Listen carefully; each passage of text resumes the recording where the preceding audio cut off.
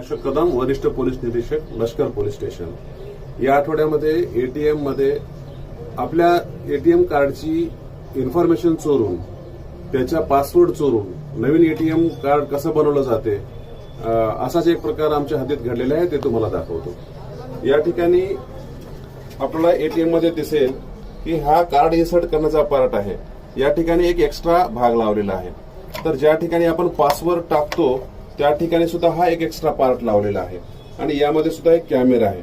यामध्ये जेव्हा तुमचं कार्ड इन्सर्ट केलं जाईल त्यावेळी त्याच्यामधून तुमची पूर्ण डिजिटल माहिती घेतली जाईल. तर यामध्ये या कॅमेऱ्याच्या मार्फत तुमचा पासवर्ड चोरला जाईल.